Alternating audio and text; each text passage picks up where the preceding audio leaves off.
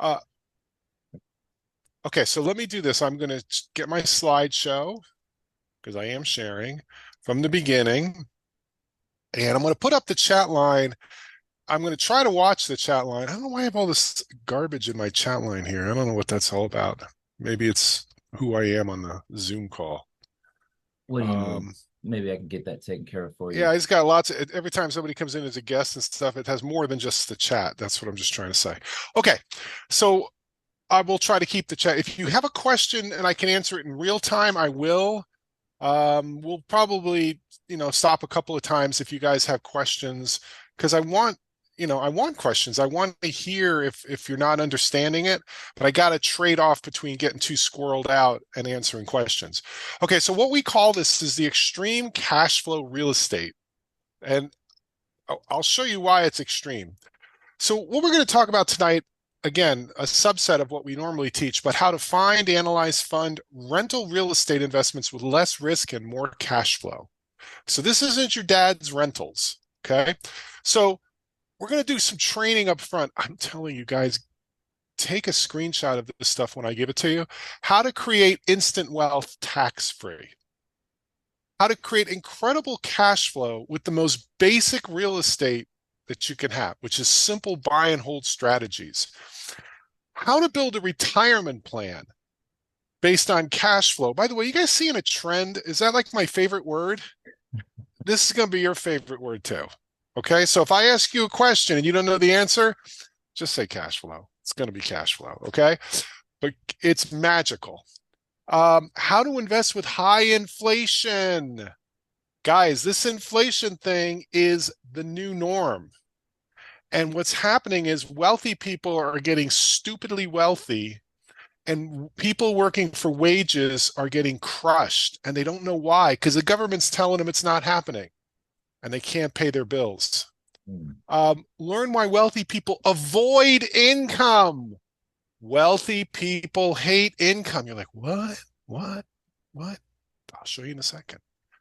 And start today, even if you have little money or no credit. Okay. So my name is Bill Omi, as in you owe me the rent. You can see that in my little picture there. That's what my tenants know me as, right? And I'm a real estate investor. I'm a student. Now I'm an instructor. But my most important function, and this is what your function is going to be also, is a value creation expert. I've done about 200 real estate deals. I own about 40 properties. But here's the part I want to show you. The business I'm going to show you is bulletproof. So a lot of people, when we have crashes, they lose everything. And I have friends that this happened to in 2008. This model won't. Why? Because of what? Cash flow. Cash flow, guys, is like oxygen. And so few people pay attention to it. So 25 years, running like crazy, business runs really well. Doesn't matter about the COVID, doesn't matter about the 2008 crash. And believe me, there'll be another crash. And you want to build a business, you want to build an empire that's not susceptible to the crap that goes on. Too many people are like, oh, I'm making money in real estate, and then we have a crash and they lose everything. And if you're not making 30 to 100% a year cash flow on your rentals, pay attention. And the cool thing is, you get to create wealth by helping others. There is, we're going to explain this in a second. There's so much demand for what we're going to show you. I've never seen anything like it. I mean, it's off the charts. Okay, there's me collecting the rents. I really do actually have a Flav Flav thing that sometimes when I'm collecting the rents, I bring out. I think it's pretty cool. Okay, let me move some screen around here because I'm thinking. A quick disclaimer, I am not a CPA. I am not an attorney. I am not a financial advisor, nor am I a real superhero. Okay. So all of this stuff you have to run by your legal people. Laws vary state to state. So if I give you some ideas here, you're going to want to make sure you get trained up in this stuff because some places you can do it, some places you can't, some places there's rules. What I want to show though is this. You guys can repeat after me quietly. Real estate is inherently risky. Okay. You're risking money, either yours or somebody else's. And if you don't know what you're doing, you're taking a lot of risk. Okay. Just like if you were doing knee surgery on somebody, like Umair. Umair says, I got a bad knee. If you start operating on him, you know what you're doing. Could be a problem. But I got a question for you. You can type it in the chat line. Who here is not yet a real estate investor? Do I have any people that are not real estate investors? I'll check the chat You guys box. are all real estate investors? There's a couple of Okay, people. there's some me's. Okay. Okay. And this is a trick. This is a trick question. You guys are all real estate investors. If you live in a house or an apartment, or you pay a mortgage, or if you just pay taxes and insurance on a piece of property, you're in the real estate business. Okay. It's just you're on the consumer side. You're on the side that's paying a ton of money to the rich people. The goal here is get yourself over onto the rich people side, the producer side. Okay. So you can't escape real estate. People go, I don't want anything to do with real estate. Oh, contraire, mon frere. Unless you're living in your car down by the river, you are in the real estate business. Okay. So congratulations. From now on, when anybody asks you who you are, hi, my name is Joe Smith, and I'm a CPA and a real estate investor. Okay. Oh, and remember to boom. This is what we live on. Okay. So in the chat line, when I say something that's like, okay, that's pretty cool, something that's worth your while, put boom in the chat line so that we know, first of all, I know my microphone's on. And second of all, that we're getting through, right? Because the goal here is to help you guys. I've already done this. Umair's already done it. Okay. So remember to boom. Can I get a charity boom from somebody? I'll put my own boom in there. How's that? Okay, I got a charity boom.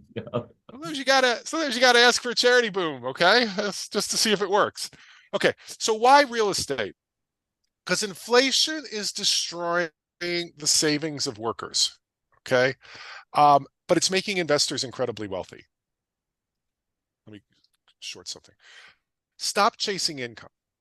Again, I know I'm going to rock your world on this, but there's 3 words I want you to come away with the definitions of tonight: wealth, income, and Okay, cash flow.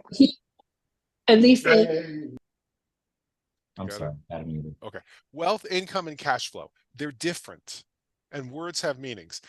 The next thing is you really can't save your way to financial independence. You can't keep up with inflation by saving, because the rate of return on your savings is less than the rate of inflation. That means you're losing purchasing power every day if you're saving money and not investing. 90% of the millionaires in the United States, according to Carnegie Mellon Institute, get there through real estate investing. 90%. So go with the odds. And just as you're seeing tonight, hang out with a nationwide group of investors with resources and relationships. So much of this, guys, when you're starting out, is who are you hanging out with? Are you hanging out with people that you're comfortable with or that inspire you? Okay, because comfortable is great, but comfortable ain't going to get you any farther along. Okay, but if you're hanging out with people that inspire you, that are farther along than you are, that are there, that can help you mentor, talk to, give advice, yeah, that's a boom. See? But and look, this stuff sounds like, oh, this is trivial. Anybody knows this. No, because we don't think about it. We're taught to just hang out with people we're comfortable with. Look, guys, there's a lot of people making money off you. The banks, corporations, government, and Wall Street. You are a paycheck to the system unless you become above the system, right? If you become sovereign above the system, you're in good shape. Okay, so I want to talk about a mindset thing before we get into the actual mechanics of houses. How do you think? How do wealthy folks think? How do working folks think? Because what you focus on tomorrow, when we get done with this, how you go and get up tomorrow morning and start thinking is going to matter. So we're right here. I compliment all you guys on being here. By the way, what was I doing today? Oh, I collected a big pile of rent. That was a lot of fun. Okay, so we're right here. Now, are you going to go up the path of wealthy folk? And we're not taught to think like wealthy folks, guys. You know what we're taught to do? We're taught to think like working folk. Now, what do working folk focus on? Well, the first thing they focus on is debt. They have a lot of debt. They're put into debt. Guys, think about it. You're in debt before you get a job. Student loans, credit cards, buying a car. You are in debt before you even have a job. And that means you're in a hole that's hard to dig out of. You're usually a human resource for a company, and you work for linear income. What is linear income? That means if you need to make more money, you got to either work harder, you got to work more, you got to have a second job, you got to get a promotion, your spouse has to get a job, your kids have to get a job, your dog has to get a job, and you're still having a hard time paying the bills. Okay? And I don't know if it strikes home with anybody here, but think about this. Linear income. The second thing is they focus on liabilities. We all buy stuff. I get it. But working people buy stuff with debt, which means a lot of times the stuff is gone, right? Let's say you go to dinner and you put it on a credit card.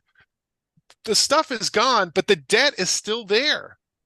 You're still paying on the debt. And the third thing they focus on is taxes, because working people pay more taxes than any other group. I know, man. When I show you this thing on taxes, you are going to freak out. Okay. And if you don't understand the tax code, which most people don't, 33%, about a third of your life is going to go to taxes. Another third is going to go to interest. So 2/3 of your life are going to both the government and the banks. Now, the banks benefit from the debt, the corporations benefit from the liabilities, and the government benefits from the taxes. Okay, 3 out of the 4 players in the system. Wealthy people think differently. What wealthy people do is they don't focus on linear income, they focus on income systems. They focus on, instead of doing it and getting paid and doing it and getting paid, what they want to do is they want to do it once and get paid for years, for generations. That's what wealthy people do. Okay. So what's an example of nonlinear income? Well, you could have what? A business that once you set it up, it works and you make money. It could be intellectual property like patents, copyrights, trademarks. Think of all your recording artists, a Beyonce or a Paul McCartney, or people are billionaires because of royalties. Okay. They write one song and they make money for like forever. But you can also do it with real estate. Think of a little rental house. You set it up once, and you get paid. And if you do it right, leave it to your kids. Okay? The second thing they do is they focus on acquiring wealth. It's right in the word. Wealthy people. They're not wagey people. They're not incomey people.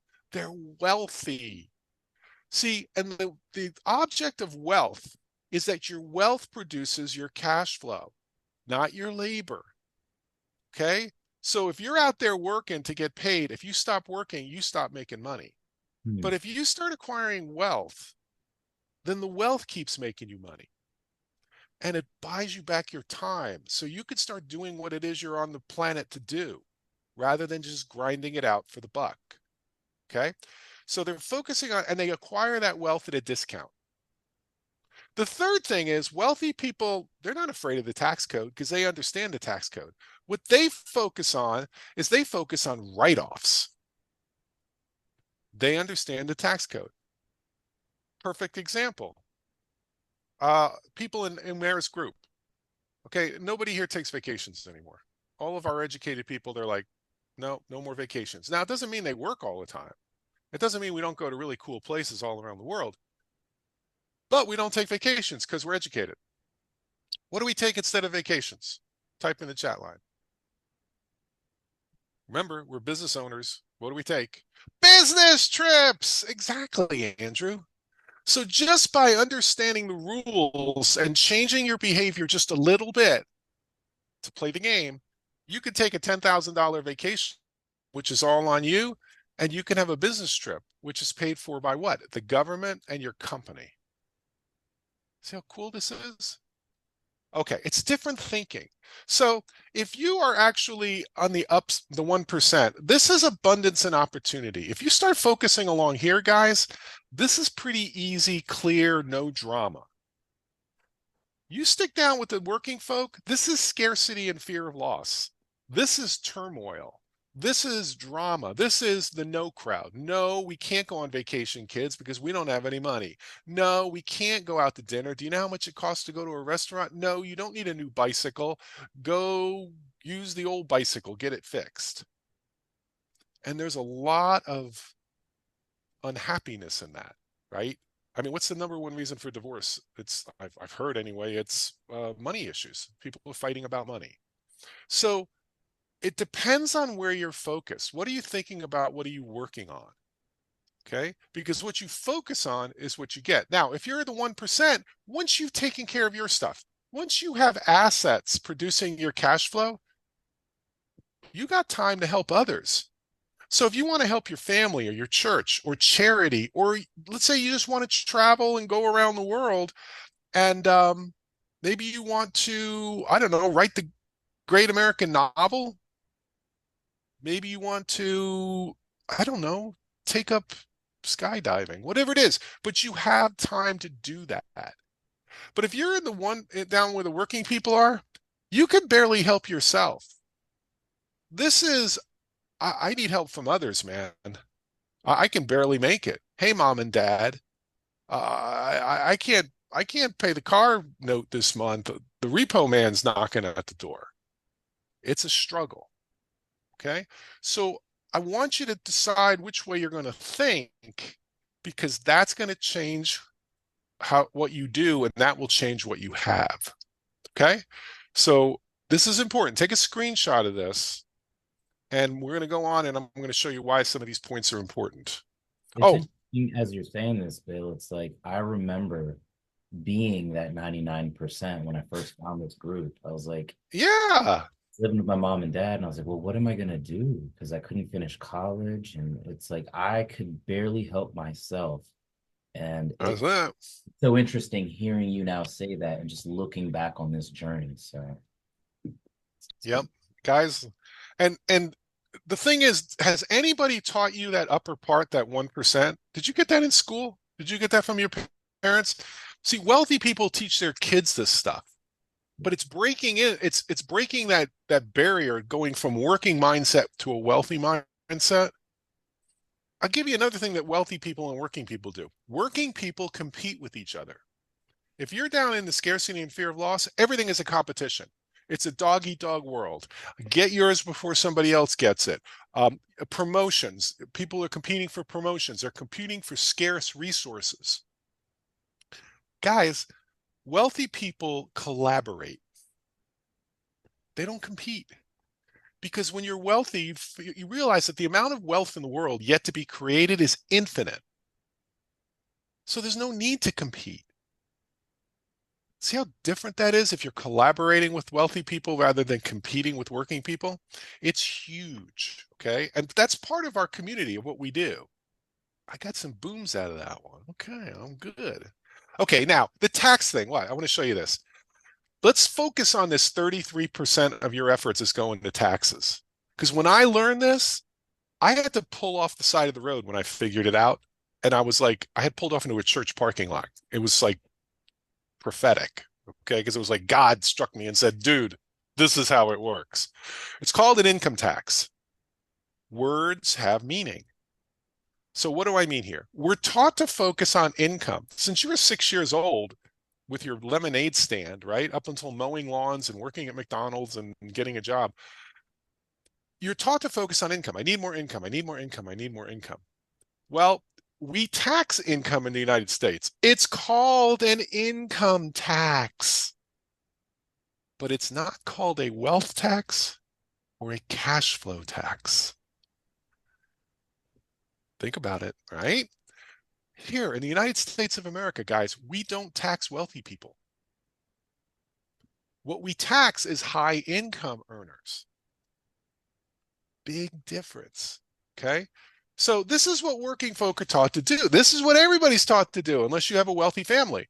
Income, income, income, more income, get some education, go in debt, go to college, um, better job, overtime, second job, Uber, Grubhub, I don't know, selling plasma for whatever they sell plasma for. More income, then you pay a lot of taxes, then you have your expenses, and if there's anything left over, that's what you buy your wealth with. That's the rat race. And that's 99 probably percent of the people. Wealthy people think differently. What they do is they don't care about income. In fact, they shun income. That means they don't pay much in taxes, sometimes none at all.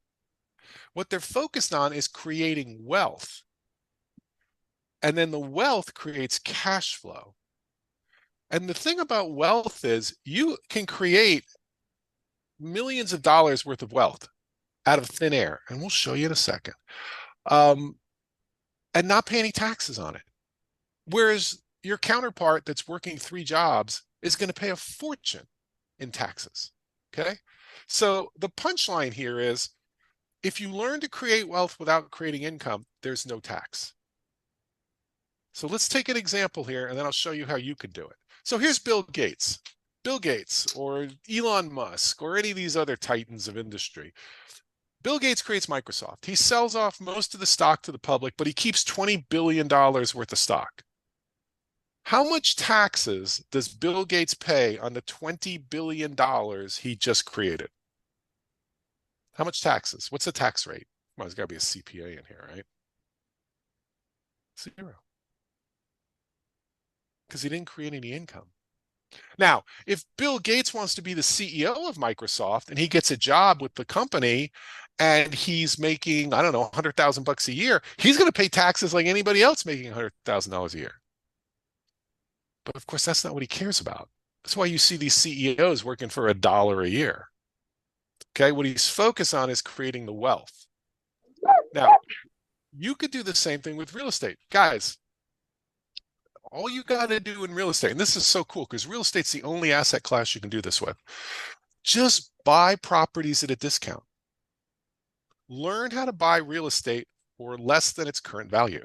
So I'm a little house guy, and I do this as just by memory now, but I'll buy a $100,000 house, but I'll buy it for $40,000 because there's some problem that I can help the seller with. There's some motivation from the seller. It could be divorce, foreclosure, bankruptcy, illness, tax problems, probate, tired landlords. The list goes on. There could be a property problem. It could be lead-based paint. It could be mold. It could be lead pipes. It could be crazy neighbors, right? And there's some reason that that property is not an asset to them. It's a liability. 100,000, buy it for 40. You just created $60,000 worth of wealth. Instantly. You don't have to worry about inflation, presidents, Federal Reserve, none of that crap. Interest rates. You just created 60 grand in a day. Oh, by the way, how much taxes do you owe on the 60 grand worth of wealth you just created? 0. Right? And if you want to do it faster, you could do it with apartment buildings. I mean, in our group, people learn how to analyze apartment buildings. Maybe you create $100,000 or $200,000 in a day. And working people look at that and they go, that's got to be a scam. That's got to be illegal. Your brother who, thinks everything is a scam would say, oh yeah, oh, you can't do that. That's crap. Guys, it happens every day, right? Who you hanging out with? Okay, so you could do the same thing. Now, why is this so? Because it sounds unfair. Well, because think about who gets politicians elected. Your politicians are all pretty wealthy, but the people that get them elected, the donors, the people that donate to their campaign, these people are wildly wealthy. Do you think any of those people are going to be really keen on a wealth tax? Every now and then you hear. In fact, right now, tell me you're not hearing this. If you elect me, I'll make those wealthy people pay their fair share. I will make those wealthy people pay their fair. Have you heard that? Mm-hmm. Guys, the wealthy people are laughing. They're drinking like 30-year-old bourbon and they're going, oh, I love love election time. Jeeves, a bit more caveat, please. Because anybody in Congress that proposes a wealth tax, they're a one-term senator. They disappear into oblivion politically. They just fade away because wealthy people aren't going to go for a wealth tax. So, right. But are we paying attention? No, we're listening to the guy who says, I'm going to make those rich people pay their fair share. And we wonder why the wealthy people never pay their fair share. Okay. So the secret is hidden in plain sight. If you're focused on income, your life is going to be a struggle. If you're focused on wealth creation and cash flow, you step aside from the kabuki theater. Go ask your accountant. Go ask your accountant. If you create $100,000 worth of wealth, how much taxes do you owe? Okay. This is important for you guys to just get this stuff. Now, wealthy people focus, and this is just a quick slide. Wealthy people versus working people. Let's talk about just cash flow versus income. Because remember, they're not. So let's say you make $100,000 in a job. Okay. Well, you've got expenses, a couple expenses you can write off. You maybe got some mortgage interest. You might have little IRAs. You're going to have about 70,000 of that's going to be income. 100,000 in cash flow, 70,000 in income. Guess what? That's what you're paying taxes on. Okay. Now, wealthy people, because of the rules, they might make $400,000 in cash flow from a business and from real estate. But because you're in a business and because it's real estate, you've got way more write-offs. Okay. You've got mortgage interest. You've got the same IRA stuff, but now you also have depreciation, tax credits, offsets, deferments, all these other things that avoid paying taxes. Credits are great, right? So you have this little tiny bit, which is what becomes income. I got all my stuff in the way here. I'm trying to do something here. Okay. So out of $400,000, you might have 0 to 10% of that's going to go in income taxes. Because remember, it's the income you pay, not the cash flow. In fact, guys, if you really concentrate on it and you have things like depreciation and tax credits, you can be a multi-millionaire and be eligible for food stamps, be eligible for welfare, be eligible for all sorts of stuff usually reserved for poor people. Why is that? Because how does society measure whether you're eligible for benefits? Based on what? Income. Income. Isn't this crazy? Crazy. I'm telling you. Okay. So if it's good, give me a boom. Oh, and if you think I'm crazy, look, right after I did this slide, I pulled this article off the internet. Grant Cardone, he's stealing my stuff. Okay. Grant Cardone claims that the goal of wealthy people is to earn no income. I'm telling you. And he's a billionaire. Okay. And here's how you do it. And he shows in an article how the wealthiest people do it. See, there's Zuckerberg even further and pays himself an annual salary of just $1. Okay. So let's do it with real estate. So there's 4 levels of real estate investing. And I just want to show you the overview because I'm going to show you why we're going to do what we're going to do. First level is wholesaling. Okay, I want to be a wholesaler. Congratulations. You don't actually buy the property. You get a property under contract at a big discount. And then you have buyers lined up like Umair or myself or Bill Winkler or any of the other people here that are investors. They might be landlords. They might be fix and flippers. They might be short-term rental guys. But you know what they're looking for. And they'll buy that contract from you and they'll take the property. Okay. And you make a couple $1,000s, right? And it takes about 30 days. That's wholesaling. Is there any risk in wholesaling? What's the risk in wholesaling? Type in the chat line. It's not money. It's not credit because you can do wholesale deal for $1. You know what the risk is that people don't tell you about? Is wasted time. If you don't know what you're doing, yeah, Monty says it, right? It's wasted time. You're going to waste your time. You're going to waste your seller's time. You're going to waste your closing attorney's time, your contractor. Everybody's going to look at you like you're crazy because you're not closing deals. You don't know what you're doing. Okay. And pretty soon they're not going to take your phone calls anymore. And then you give up. You're like, oh, wholesaling doesn't work. This sucks. No, you weren't creating value for your customers and they walked away from you. Okay. So that's wholesaling. Now, level two is fixing and flipping. Okay. Now you got to put some money or something. You got to, if you're going to get this property, you either got to buy it. That's going to take money or credit. Doesn't have to be yours, but it's going to take money or credit, or you can control the property. And that's going to take knowledge and relationships. Okay. And believe me, all the people in our group, we love to control properties because it's a lot less risk. Okay. In fact, you can control properties across the United States right now with virtually no money. Okay, it's just a creative acquisition strategy. Okay, now can you lose money in fixing and flipping? Yes, you can get hammered on a bad fix and flip, and that's something that people don't know. You don't know what you're doing. You get taken by your contractors. You can't get rid of the property. You get jammed up because your financing runs out. Oh yeah, there's all sorts of risks in fix and flip. But if you do it right, you should be making about 30 to 50 grand on a deal. Okay. And in our group, we learn how to make, if it's not a 50 grand deal, we're not doing the deal. You just don't do it. Okay. Now, level three is buy and hold. Now, this is where the magic is because remember, levels 1 and 2, there's no wealth. You will not get wealthy fixing and flipping and wholesaling. It's a job. Okay. But buy and hold, it's really unlimited how much you can make. But again, you're accumulating wealth at the buy and hold level. And finally, money lending. Now, this isn't money lending like your dad and mom lent money. They lend you 50 bucks at 10%. No, this is where you create money and you lend the created money out at interest. So if you create money out of thin air in real estate and you lend it out, your rate of return is infinity. So go ask your financial planner. Hey, Mr. Financial Planner, how can I get an infinite rate of return on an investment? And they'll swear on a stack of Bibles you can't do it. But that's just because they don't have products that do it, right? They're selling products. Boom one, I know. But when you start explaining this, you're like, oh my God, why do people work?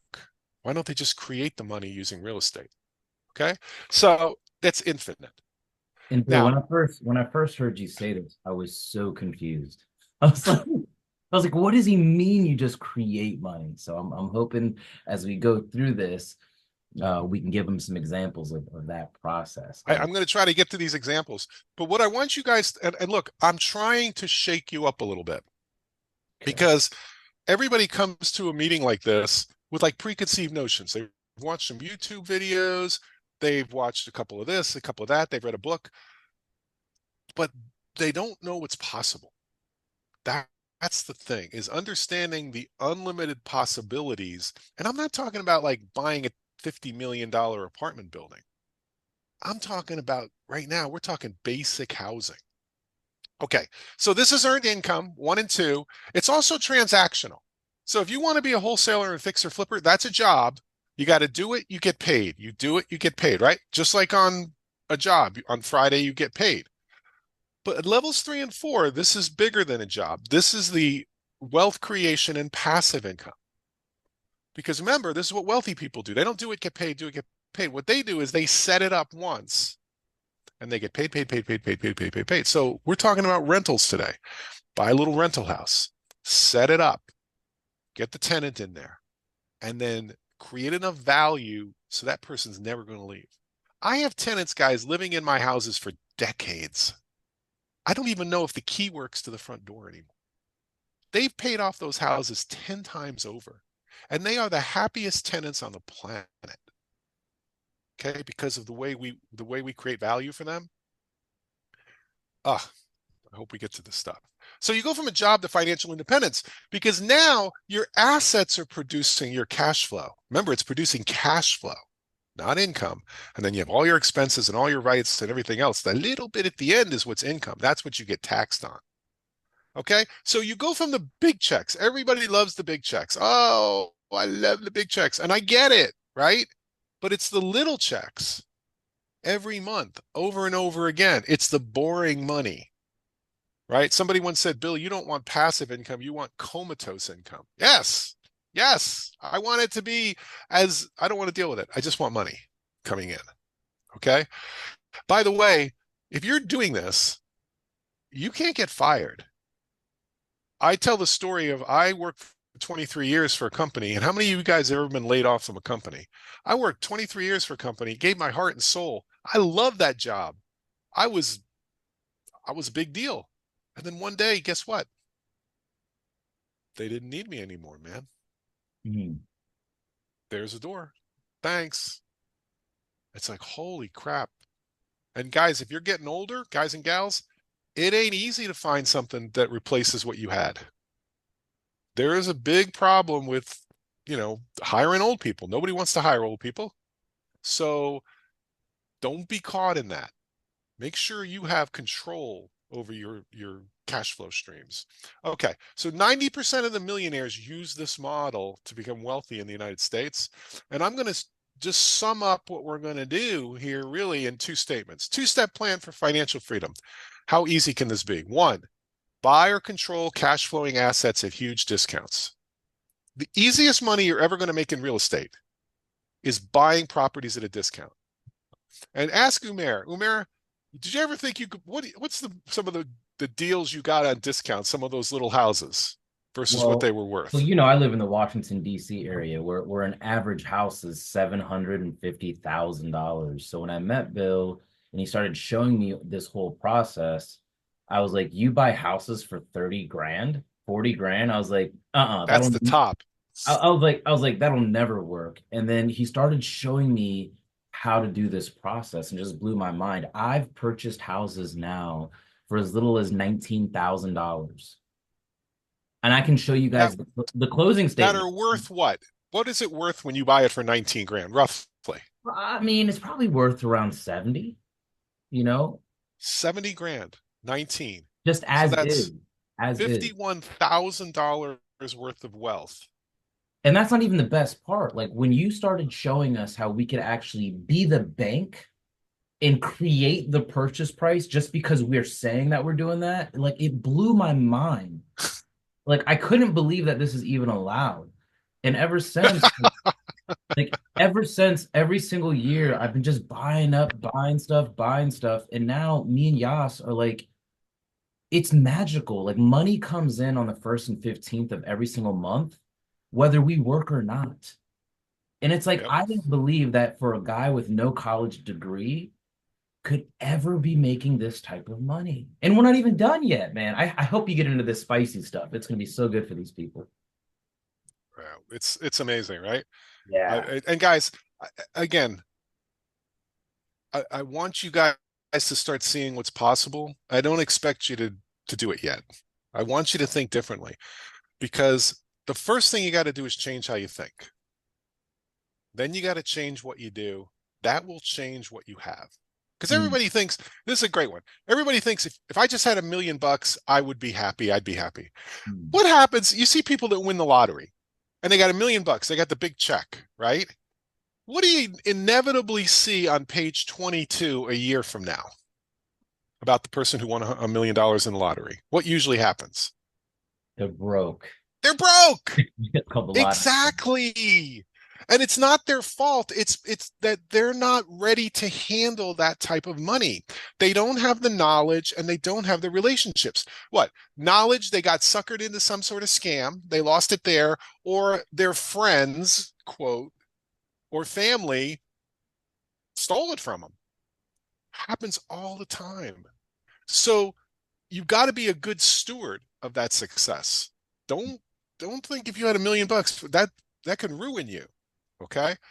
But learning how to handle that success is really going to make it better. Okay. That's what makes it possible. Okay. So where was I? So the first step is buying assets at a discount or controlling them. And when I look at that story that Umair was saying, think about it, guys. He created $51,000 instantly.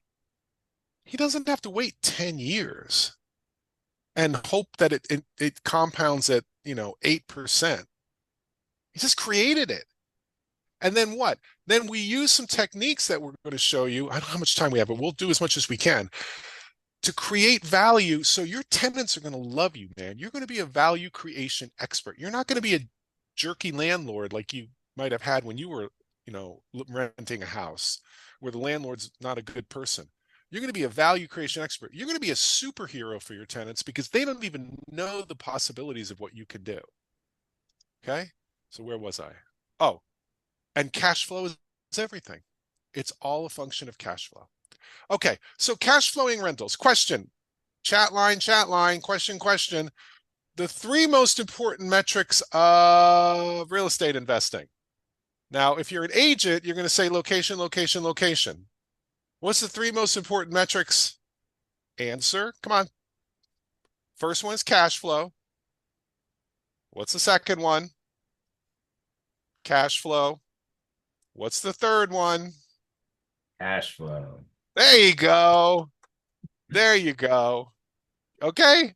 Because cash flow is like oxygen.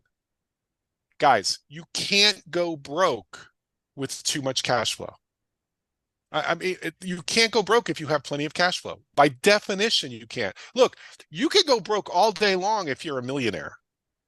You could be a millionaire in real estate. You could have $1 million worth of equity. Oh, but you can't make the payments on the debt. And it all goes away. Ask all the people in 2008 who were doing all this, what do they call it? Burr method, where they're buying these properties for too much money, refinancing, pulling the equity out, buying more properties, but they had no cash flow. And then one tenant moves out and everything turns to crap. I mean, and look, there's a lot of people out there teaching it. Okay. If everything holds together, you're okay. But leverage is a double-edged sword, folks. You want to get all levered up? Better hope everything works out, because I had a friend who told me leverage is like a chainsaw. We're in the South here, so we have stories. Leverage is like a chainsaw. A chainsaw doesn't know the difference between a log and a leg. So be very careful, okay? So those are three. Now, let's talk about retirement real quick, because I want to show you how important this is. This is a metric or a matrix of how much money you're going to need depending on how long you're going to live. So I just took one spot. I said, if you want to need $10,000 a month, and that's not that much, guys, with inflation and everything else. Let's say you need $10,000 a month to live on, and you're going to live 20 years. You better have $3.4 million in those retirement accounts. 3.4 million. How's that working for everybody? Yeah, it's not. Okay. So, and this assumes an inflation rate of 3.49%. What is inflation? It's probably 8%, 10%. I mean, I look at my insurance bills and I know it's more. So everybody's getting all frustrated because you're getting gaslit by the government and by Wall Street. They're telling you, oh, everything's fine. It's not fine. Okay. Wall Street and the government are lying to you guys. They're lying to you because if they really told you the truth, there'd be a revolution in the country. Okay.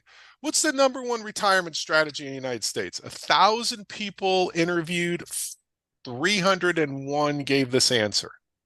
Number one retirement strategy in the United States. Type in the chat line. See if anybody's smart enough to get it. Nobody's got a suggestion? It's the lottery, baby. The number one thing that people are basing their retirement on is the lottery.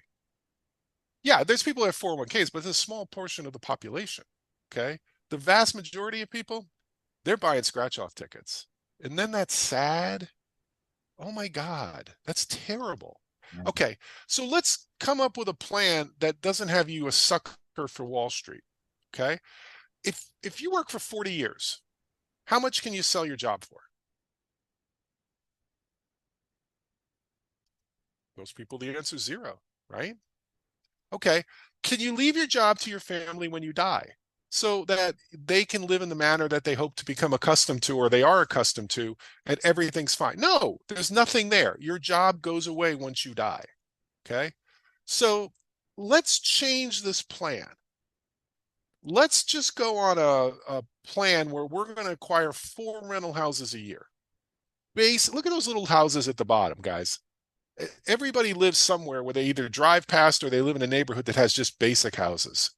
3 bedrooms, 1 bath, 3 bedrooms, 2 bath, 1,000 square feet, just middle America stuff. Okay. So let's say you were to start picking up 4 rental houses a year. Now you're going to create wealth on day one because what? You're going to buy the properties at a discount. So let's just say it's $30,000 per house. You're buying them at a discount. And other people are going to pay them off for you because you're going to learn to be, like I said, a super landlord, not an average landlord. Okay. So how much are 20 free and clear houses that are now worth $70,000 a piece? What are they worth? That's 1.4 million.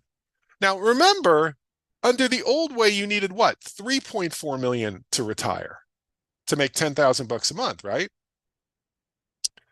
Yeah, Adele, I'm not a big fan of IULs, but let's move on with the real estate. Okay.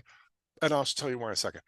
More importantly, or most importantly, how much cash flow will those properties generate? Because you can have $1.4 million, but you can't pay your bills, or you got to eat up your nest egg. Well, it's pretty easy to make 700 bucks a month net times 20. Once you get those houses paid off, that's $14,000 a month in cash flow. That's forever. And by the way, holy crap, when we have a blast of inflation, rents doubled. I mean, my rents have doubled and tripled. And I'm like, I didn't do anything for that. Now, I'm a really good landlord. I don't raise my rents all the way for my tenants because I value my tenants staying in the houses rather than getting the most out of them. Okay. But $14,000 a month. So that's not even $10,000 a month. That's $14,000 a month. Anybody worried about tenants? Because I know you've all heard these stories about tenants tearing up the houses, landlords with evictions, and yeah, right, Tony? Okay, let me give you the secret. If you're having problems with tenants, chances are whose fault is it? Whose fault is it if you're having problems with tenants? It's not the tenants, guys. You got to look in the mirror. Mhm. See, your job is to create so much value that your tenants, in their own self-interests, want to stay with the deal. Okay? What I do, all my tenants have the opportunity to own a house. They have the opportunity to actually buy a house. So I only rent to people that aspire to being a homeowner. You think that changes the relationship between me and the tenant?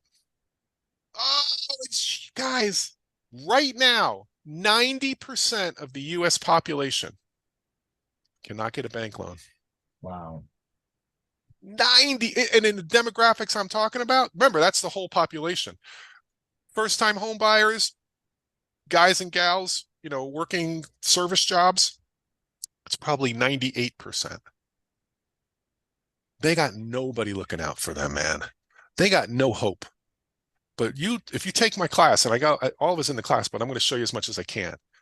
But could you imagine renting to people and saying, look, if you just do the right thing, if you take care of this house and you pay your rent on time, you can end up owning it. Think that changes the relationship? Do you see the value creation there versus, hey, man, pay your rent on time or I'm going to boot your ass out. I'm going to evict you. No, I don't want those people. I want these people, which is actually a huge chunk of the population. Okay. And nobody's serving them. Is there going to be more or less demand for housing in the future? There's so short houses right now. I've never seen anything like it. And we just let 10 million people into the country. We're storing them right now in apartment buildings, gymnasiums, airport hangars. Nobody's building any houses. Eventually, guys, folks got to have a place to live, not a fancy place. I'm not talking 2-car garage. I'm not talking swimming pools. I'm talking a roof that doesn't leak, and a door that locks. And that's home sweet home for half the population. Okay? How do I know this works? Because I'm doing it, man. I'm doing it right now. And I am telling you, I get calls every day from people crying on the phone. I've heard you're the guy who helps people get houses. Can you help me? I'm living in my mom's garage. I'm living in, six families in a house. What can you do? Okay. So the demand is off the charts. Now, let's Yeah. look at the retirement thing real quick, and then I'm going to get on to the actual houses. But do you guys see why I'm telling you this stuff up front? I could just get in here and start saying, oh, yeah, go out and buy houses. No, create value. Look at what's happening with your customers. And then you create value. By the way, think about it. The amount of value you can create without spending any money is infinite. Infinite. But it's mindset. Okay. And who you hanging out with? Okay, so let's talk about asset-based retirement. This is what working folk are taught to do versus cash flow-based retirement. So if you're doing asset-based, you got to save, save, save, save, save. Scarce, scarce, scarce. Do without. Rice and beans, beans and rice. You've heard that, right? You're going to need $3.46 million before you quit. In cash flow base, if you're creating value, you could, as fine as quickly as you want, you can create that value. Under the asset base, under what you've been taught, you got to work like 30 years before you retire. You got to start saving when you're like 20 years old, 19 years old, if you ever hope to retire. But under the cash flow base, because you could do it as fast as you want, because you're creating value, you could be financially free in 3 to 5 years. So it took me 4 years. Umair, roughly how long you've been doing this Well, with the houses and the mobile when we homes? started in 2020 with your model, it took us 3 years to hit our need number. Everyone has a Three need number, years. like the number that they need to hit to pay for all expenses. Now, we're hitting Right. our want number, but yeah, 3 years. Okay, so 3 to 5 years versus 30 years. Here's the reason though. Because if you do what they're teaching you to do, guys, you're going to buy your assets at full value. Think of what you're being told to buy: stocks, bonds, mutual funds, Bitcoin, gold, silver. Look, I'm not saying good or bad about those investments, but I am saying you can't buy them at a discount. You can't buy a stock at 10 cents on the dollar and create wealth instantly, but you can buy real estate at a discount. Do you see how that changes stuff, man? Okay. You got to be old to retire. If you're at some corporation and they're going to retire at 65 and you go into human resources and you go, hey, human resource person, I'm 46 right now. By the time I'm 50, I want to be out of this place. What's the plan? What plan can you put me on? You know what they're going to do? They're going to call security. They're going to put a net over you. Okay. And the story is hold your hands out because it's harder to put the net over you. Okay. But if you're doing cash flow base, as soon as your cash flow exceeds your expenses, it's like almost a non-event. It's like, it's not some magic day. You're like, oh, look, okay, I don't have to work, or I can do what I want to do. Here's the other thing about the typical retirement plan. If you're saving in your retirement plan in stocks, bonds, and mutual funds, the richest day of your life is going to be the day you retire. That's when you're going to have the biggest nest egg. But what do you start doing to the nest egg the day after you retire? What do they teach you to do? Take a distribution. Yeah, you start eating your nest egg. You start living off your nest egg. And the story is if you live too long, guys, you can end up old and broke. Huh, they didn't tell you that. So if you're going to like live long, you may end up old and broke because you don't have enough.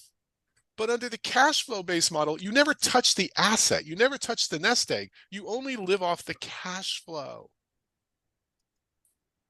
And if you do the old way, you got to go to work every day, earn the money and save it.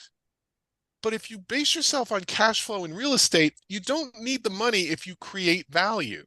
There's plenty of banks, people, ways for you to have the money instead of you working your butt off for 30 years. Okay. So you can do deals with little or no money and create incredible wealth. Okay. Under the old way, Wall Street controls you. Guys, there's a reason why Wall Street guys are filthy rich. And it's not because they're looking out for your interests. Okay. But under this new way, you control you. You have options. You can make your properties more valuable. You could do different stuff. Under giving your money to somebody else, good luck with that, man. Inflation destroys your retirement. That's what's happening with people right now. But under the real estate, the inflation makes you wealthy. So if you have a bunch of little rental houses and your tenants are paying them off, and all of a sudden, this is me. The last couple of years, I mean, my properties have gone up $1 million. Wow. I didn't do anything. And I sort of feel bad about it. Well, not too bad though. I sort of feel bad about it. I get over it, okay? But the more, what I'm trying to show you guys is wealthy people benefit from inflation. Look what's gone up in inflation. The first thing that goes up is what? Stocks and real estate. But then it goes into consumer prices. That's when everybody gets upset. Well, wealthy people are like, who gives a crap? How much money do I spend on consumer stuff? Right? They spend a small portion of their cash flow or their wealth on living. Not working people, they spend all their money trying to live. Okay? Big difference. Now, here's the quick quiz, and I want to show you how this works. So how much is this house worth? Guys, this is a typical house. This is one of my favorite houses. Okay? 3 bedrooms, 1 bath, 12,000 square feet, little carport, brick house. Oh, we love brick houses. Brick houses are the best, right? So here's the quiz. I paid $28,000 for the house. It's worth fair market value. You guys that are appraisers or real estate people, it'll appraise for $100,000 right now, and it rents for $850. So under the old model, before you talk to me, how much is that house worth? It's in the green box. How much is the house worth? 100 grand, right? Now let's change your perspective.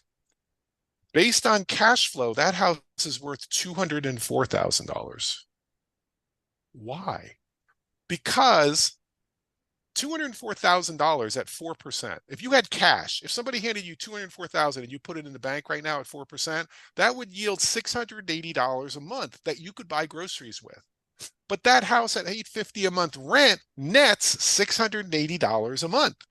So whether you have $204,000 in cash or that $28,000 house, you're getting the same cash flow.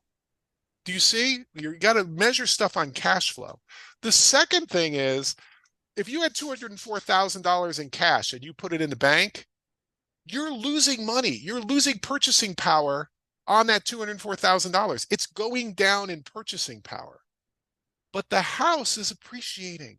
So the asset is appreciating versus the money, it's inflation, guys. This is what all governments do, is going down in value. The third thing is you can't buy $204,000 at a discount unless you're in like a shady part of town where they're selling counterfeit bills. But assuming you're not buying counterfeit bills, you can't buy cash at a discount. But in real estate, you can buy, par means 100 cents on the dollar. It's an expression in financial terms. If you buy something at par, it's 100 cents. But you can buy a property at 30, 40, 50 cents on the dollar. Some properties you can buy at 20 cents on the dollar. Now, look, you got to learn how to do it. But isn't it worth learning and teaching your kids how to do this stuff? Remember, guys, this isn't just for you. How many people in your family or your friends or your circle are freaking struggling? Everybody's looking around for some sort of help, right? They're doing crazy crap. They're buying crypto leverage stuff, right? I don't know, and I don't want to rag on crypto because it may end up turn out to be a jillionaire, but they're buying stuff that they don't know what it is, and they have no control over it. But in real estate, everybody needs a house. Everybody needs a place to buy it. So you buy this property at a huge discount. And the last thing is, if you're going to save $204,000, you got to go to work. And you got to save your labor, your money from your labor. That's probably going to be after tax. But you can buy the property with somebody else's money. banks love to lend in real estate. Okay. When you say you bought the house 28,000, are you still acquiring a loan at the back end or using a low down payment depending on the loan type? Well, I'm just saying I bought it for cash. Now, cash might be a line of credit. Cash might be a private investor. Cash might be somebody else's retirement fund. Okay. So I'm trying to make it simple. I'm not talking about down payments and second mortgages and buying down. No, all that stuff is trying to make it simple. Okay. That's what I'm trying to do. Because I want you to get the concepts. You guys, you're not going to come away with, you're not going to be like really good at this yet. I just But want I to make want sure you to you see guys what's, go what's ahead, that? Phil. I just want to make sure people are getting that, right? So basically, because when I first saw this, I was like, wait, my brain is fogged up what he's talking about. Basically, if you had 200, you'd have to save up $204,000 and let it sit in a savings account in order to earn 680 bucks a month, right? So basically, Yeah. instead of saving that $204,000, what Bill did and what he taught me how to do is how to buy cheap houses for as little as $28,000. And that $28,000 house, all cash, is producing 850 bucks a month in cash flow. And so it's so much easier to start replacing a paycheck using this method. Because when I first saw this, I was like, my brain was like fogged, maybe because I'm ADHD, but I didn't get it. I was like, what the heck is this guy I know. even talking about right now? I had to listen to it like 5 times. I was like, oh, instead of saving that money, just buy a little house and let it produce a paycheck for you. Yep. That's it. And, look, it takes time to sink in. But what I'm trying to do is have you guys think differently. Okay. So let's go on. Oh, and then we have a concept called velocity banking. When you learn this, if you do take out loans on this property, you use the tenant's money to pay off the loans. But if you use a technique called velocity banking, because you have so much cash flow, you pay off the loans instead of paying it off in years, you're going to pay it off in months and save a tremendous amount of money in interest. Okay, but we're not going to go into that concept right now. Okay, so extreme cash flowing rentals. Look at this. There's that house, $100,000 worth 204,000. Here's another house. Guys, this is like millions of these houses.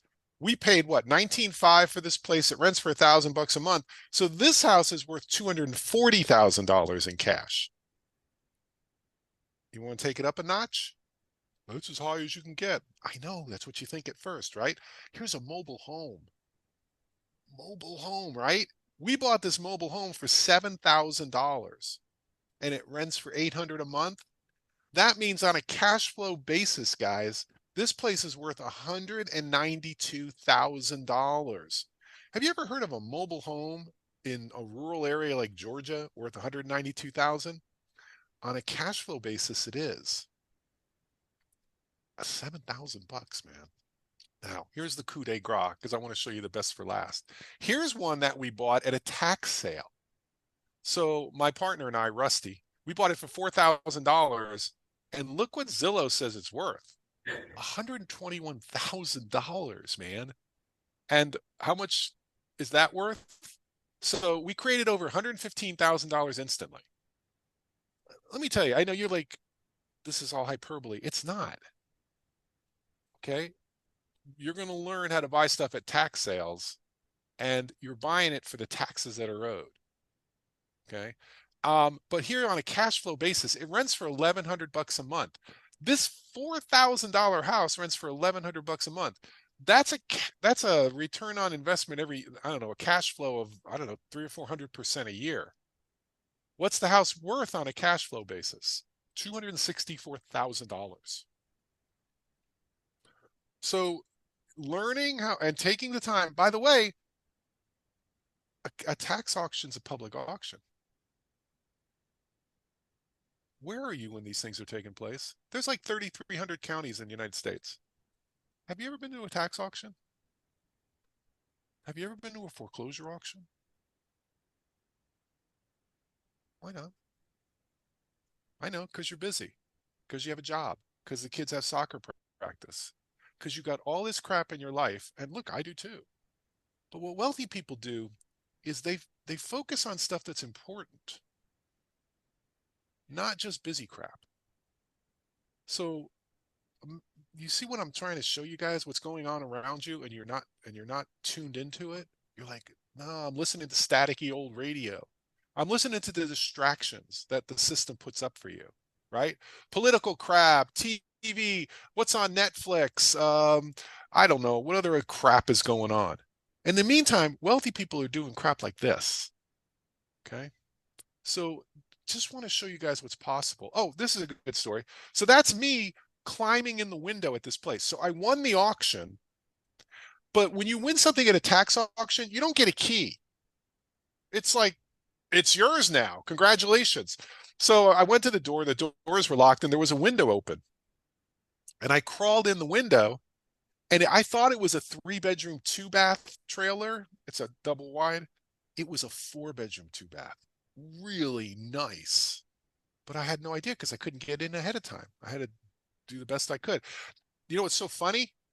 When I crawled in the window, a police officer drove by. And he's driving by and all of a sudden, woo, woo, woo, woo, he hits the little siren. And I'm like, okay, well, let's talk to the guy. He goes, hey, buddy, what's going on here? He goes, sir, I just bought this at a tax auction. He goes, you got any paperwork? So I showed him the paperwork. And he goes, oh, okay, well, I guess you can crawl in the window. And I said, can you take a picture of me, officer? And he took that picture for me because I didn't have anybody to take a picture. So the police officer took the picture of me. And he's like, I don't know, man. You got the paperwork, so it's your house, whatever.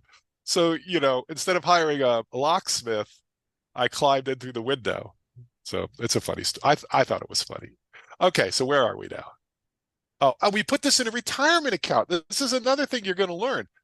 Did you know? Remember I told you about like retiring in real estate? You could actually buy real estate into your retirement account. You can have an IRA that has real estate in it. You can have a Roth that has real estate in it. You can have an HSA that has real estate in it. So we actually bought this. So my retirement account went from $4,000 instantly to a fair market value of 140 and a cash flow of $1,100 a month, just Wow. collecting in that retirement account. You How turned long would, 4 grand into yeah, turned 4 grand into 140,000 140 instantly. Plus every month, 1,100. cash flow. Right. How, and Boom. look, guys, I'm not trying to brag. What I'm excited about is showing you guys what's possible. And look, you'll do better than I will. Umair is doing better deals than I am in some cases. He's like, dude, I'm going to leave you in the dust. I got some new ideas. Okay. But this is the group that we're hanging out with. And by the way, do we compete? Nope. Do you remember that one time where I was negotiating that deal for like 24,000, Bill, and then you were like, "Well, Umair, how about, I make an offer on it. I don't want to buy it." And because I had a counter offer lower than my initial offer, I got that deal accepted. You remember when we did Yeah. that? I told you how to do that. So we had a property and Umair had offered, let's say 24,000 for this house, and they wouldn't come off of it. They're The being reason stubborn. they wouldn't come off of it because they had no other offers, right? So I said, "Oh, watch this." So I went in and offered like 16. Now, was it a bona fide offer? Absolutely. If I would have gotten that house for 16,000, I'd have turned around and sold it to Omer for 18, and I'd have taken my wife on vacation for a week. Okay. But what they did was when they saw the offer come in for 16, all of a sudden Umair's offer for 24 looked great. Yeah. And the realtor said, hey, look, we got two offers. One's 24, one's 16. And they said, oh, you better take 24. Yeah. Did I help out the seller? Yes, I helped the seller realize what the marketplace would pay. And did I help Umair? Yes. Right? Did it cost me anything but write a contract? It wasn't a big deal. And it was perfectly legal because I would have bought the house. If somebody would have sold it to me for 16 grand, I would have bought that thing all day long. Okay, so this is the type of stuff you can do. So what you're going to learn to do is you're going to learn to team up with your tenants. This is the key to this. You want to create incredible cash flow compared to traditional rentals because you're going to learn to create value. The one thing I gave you was I don't rent to people that just want to flop in a house. Okay. I want people, families that aspire to owning a place, especially people that have tried to own a house and everything's worked against them. And you come along and you go, no, no, no, no, no. No, if you do the right thing here, you can end up owning this place. How about that for a lifeline? Okay. By the way, do people that are going to end up owning your house, or at least aspire to owning your house, do they damage your house? Do they kick the walls in? Do they treat it like crap? No, no, no. Treat it In better. fact, right? They're like, no, no, no. I'm not letting my boyfriend or my daughter or my sister treat this like crap because now they have skin in the game. Okay. And one of the things we do a lot of times is we do this with an option. Okay, so we'll do a lease with an option. So they have the option to buy the property, but they have to pay for that option. So let's say they pay $3,000 or $5,000 for the option. That's a lot of money to them. They don't want to lose that option fee. By the way, I make, and Umair does this also, this is the saying, we make more money if the deal falls through than if the deal goes through. See, most people are hoping that everything goes right. Umair and I are like, oh, we don't even care. In fact, if my tenant walks away and moves out in the middle of the night, I'm doing happy dance, man. I'm doing backflips because I'll have that thing rented before the sun comes up in the morning and I'll have another $5,000 option fee. How would you like to just collect option fees from every tenant? These aren't deposits, guys. These aren't money you give back. This is money that's yours on day one. Non-refundable deposits. It's Non-refundable. amazing. So look at everybody wins. You get free money. The tenant has a contract that says they have the opportunity to buy the property. And if the tenant flakes out, you make more money if the deal goes bad than if the deal is good. Isn't that crazy? I'm gonna get But the what's chat. nice That's is got to be worth a boom. Did I get a boom out of that? boom, I'm yeah. glad Tony gave me a boom. Holy crap, man! You guys, I should give me all sorts of booms on that one. Andrew gave me a boom. That was a charity boom, though, Andrew, because I asked for it. What were you saying, Umair? What I was saying is, and what's so nice about this process is that as long as the people living there are doing their part, they're really happy. But if they don't do their part and life happens, I'm not harsh on them, right? You can tell I'm them, not mad, yeah. right? If you leave in the middle of the night, am I going to sue you? Am I going to take you to court? Uh-uh. Not at all. I end up making more money. And it's happened to me a total of only 2 times so far. Like my tenants have left me good reviews. Like I'm the only, like just like you, like I'm the only guy who will work with them to give them a family home. And it's just, it feels good. It really does. It So really does, right? And remember, 80%, I said 80% bank mortgage, now it's 90%. And in the demographics I'm talking about, it's probably 95%. 50% of America, guys, it's what's called unbankable. 50% of America means they don't even have a bank account. And look, you've got to learn about what your tenants are like. Like, for example, I never knew what a postal money order was. I get these checks and they're like, US Postal Service. Why am I getting checks from the post office? Because my tenants don't have checking accounts. Now, if you're like Umair, you're even better because he does everything electronically. He's got him putting the money in electronically and it's in his bank account and everything. I'm old school. yeah, we've I said this. still get I still get checks and money orders, right? So you're going to replace the banks and capture all the banking process. There's insatiable demand for this model, guys. Immigration, population growth, open borders. And there's four factors that are just conspiring to make this incredible. One, unlimited immigration. Look, they've welded the gates open. Okay. So all these people are going to need houses. Landlords sold a lot of rental houses during the price bubble. About a year or two ago, before interest rates went up, a lot of landlords, people that were first time home buyers could get qualified because interest rates were like 3%. And the landlords are like, you know what? I'm out of here. I'll sell this thing for a tremendous profit. I'll take my capital gains and I'll move on.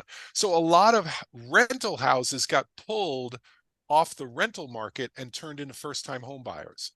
The third thing is builders can't afford to build houses that average people can afford. Nobody wants to build $80,000 houses. They want to build $500,000 houses. So there's no, even if they build, they're not building houses that are affordable for middle America. Excuse me. And the short-term rental phenomenon has pulled a lot of houses off of rentals. So now what you have is people that have turned hundreds of thousands of units into hotel rooms. Well, that doesn't help Joe and Jane Smith, who are working at Walmart, service sector. Maybe the one person has a job with the Board of Education, the other person works at, Piggly Wiggly. This is middle America, guys, right? Okay. So the tax advantages are unbelievable. The passive income is the best form of income. When you learn about the tax code, and look, this is, I told you on that one slide, I said, wealthy people understand the tax code. When you really understand passive income and you understand cash flow and you understand the relationship between them, you're not going to want active income. You're going to be like, why do I want active income? I want my assets, right? Why can they only build expensive homes? Because the cost of building a home is through the roof. I don't know what it is. I was talking to a builder the other day and he's like, yeah, it's $200 a square foot. Well, $200 a square foot for 1,000 square feet is a $200,000 house. With the interest rates at 6%, that's probably what, $1,700, $1,800 a month mortgage? Maybe $2,000 more, maybe whatever it is. The average person can't qualify for that. Okay. And what's cool is rental income is taxed differently than W-2 income. And a lot of yes, like, oh, cool, even better, lower rate. You know what's another thing that's wild, guys? Capital gains rate. So if I ask you guys, what's the capital gains rate what's the tax rate on capital gains? What would you say? Anybody got an idea?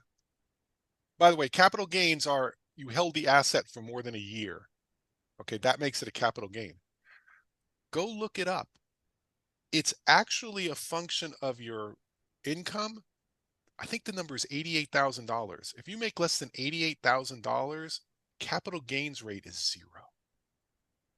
I know this because when I did my taxes in one year, I had like a $50,000 capital gain and it kept coming up as zeros. I actually called, I think it was TurboTax. I called them up and said, something's wrong with your tax software, man. And the guy wrote back to me, he goes, no, here's the chart that shows the taxes. It's only 20% if you make like 200,000 bucks a year. So am I trying to make 200,000 bucks a year? Nope. No, that's income. Cash flow. Oh yeah. Income. It's very sad. You don't make enough. Very sad. Sorry. Right? Okay. Meeting questions is on. I guess I got it. Okay. Meeting questions. I don't know what that is. Just left it out. Got it. I'm getting some things here. Okay. But again, I want you guys to be thinking. And as I'm doing this, are you hanging out with people that are thinking like this? What do you talk about with people that you hang out with? This is important. Okay. You're going to create more value with the same asset. Less competition from other investors. Other investors don't know this. They're still back in the old 1950s way of doing rentals, okay? And I want you to think about outvaluing your competition rather than outbidding. Don't get in a bidding war. If you get in a bidding war, here's my saying. It's the same thing as if you're on fire. What are you supposed to do when you're on fire? 3 things. Stop, drop, and roll. Yes. So if you're in a bidding war, you got to stop, drop, and roll. You're on fire. Get out of there. Learn to outvalue. Okay. And that's also in our negotiations class. You're going to learn to do that. Okay. So, and you're going to greatly reduce. Remember, you're talking about tenant problems. Tenants aren't going to tear up your houses, man. They're future homeowners. I'll tell you. Is this a question? Sorry. And it's just the right thing to do, right? You're helping other people, okay? And your goal is to create maximum value for everybody. You're going to be the value creation expert. You're going to create value for yourself, for your tenant, for your community, for your investors. Everybody around you, you're going to create. Remember, wealthy people collaborate, guys. They don't compete, right? So I'll give you an example. Umair and I, right? So we don't compete with each other. Um, one of your biggest deals was a deal that I had found that I couldn't take advantage of, right? Yeah, and and I was just so grateful. That's why I love this community so much that you're like you sent it to me. And I was like, at the time, that was back in 2020, I was like, man, I really want to create more passive income. And you were nice enough to just meet me there. I'm in Yeah. Virginia, right? So I drive down to South Carolina, and it's like a completely different atmosphere from Northern Virginia, right? It's country, it's rural. And so I didn't know what I was doing. So I took his class and I was like, Bill, you want me to buy this mobile home park? And it was just a junk. It was like dirty. And he looked at me right in my eyes because he knew the numbers, right? He goes, Umair, if you don't buy it, I'm buying it today. And I was like, no, no, no, no, no. I was like, all right, well, obviously you know something that I don't know. So I pulled out my checkbook. I bought that park, that little park. And man, that park is making me close to $4,000 a month right now. Isn't that amazing? Yeah, it's like I I don't, know. yeah. So thank you. And South Carolina, actually, here's a statistic for you guys. South Carolina has the highest per capita residence in mobile homes. 16% of the population in South Carolina lives in mobile homes. Georgia, where I live, it's 10%. Um, But you guys that are living in other areas where this may not be prevalent, you just might not know, right? You might be living in, I don't know, like California or New York City, and you're like, oh, homes. well, That's something what I different. noticed, Bill, is like, especially like with what's happening in the economy, people from San Francisco, New York, DC, because of the cost of living and the fact that Americans can live and work from home on their laptops, a lot of Americans are migrating to rural areas. Yep. They're migrating, and like my phone is not, it's just, if you ask Yas, it's always ringing because people are always calling me, Umair, do you have anything available? Do you have anything available? And it's from people up north wanting to live in a rural area with lower cost of living. So the tax assessor's office loves me. Yep. They're like, please keep buying properties in our area and attracting tax revenue to South Carolina. So they love me. The magistrate's office, the police department, they're like, man, since this guy started buying up property here, the the um the area's been cleaned up. There aren't people on the corner drinking. And it's like, I feel like a superhero. Like, man, I'm like helping people, I'm helping tenants, and I never have to work. It's just like it's magical, but it's not sexy, right? It's not like in where I live, like there's like $3 million houses or and stuff like that, but it's like there's no cash flow in it. No cash flow, man. So I'm I so know. excited that we're sharing this with people tonight because most Americans just people just follow what they see, right? Yeah. Like I was doing the same exact thing. So there's no right or wrong here. But when you really understand the economics of creating value, man, you'll never live in scarcity again. It's like it's amazing. Yep. And you'll start thinking differently. And guys, folks, it's not only you. What are your kids going to do? I mean, let's say AI comes along and starts knocking out jobs. People are customer service people, people that would have had jobs. Now the computers are doing it for them. You're not going to lose your job doing this, man.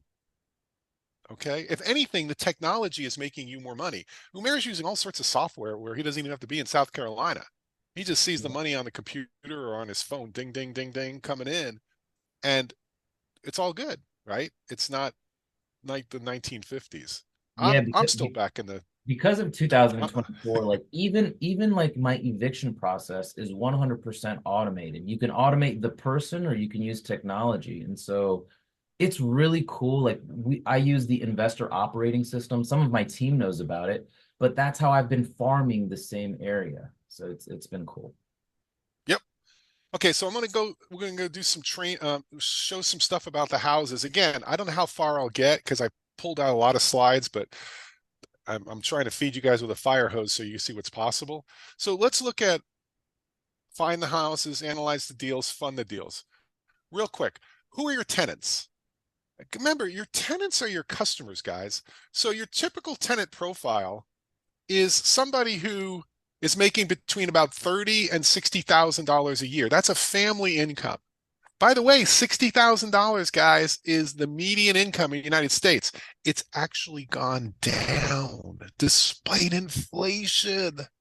How bad is that, man? Wow. So if you look at that 30 to 60, below 30, your tenants, they can't afford anything. They got to do, Section 8 housing or something. They just don't have any resources.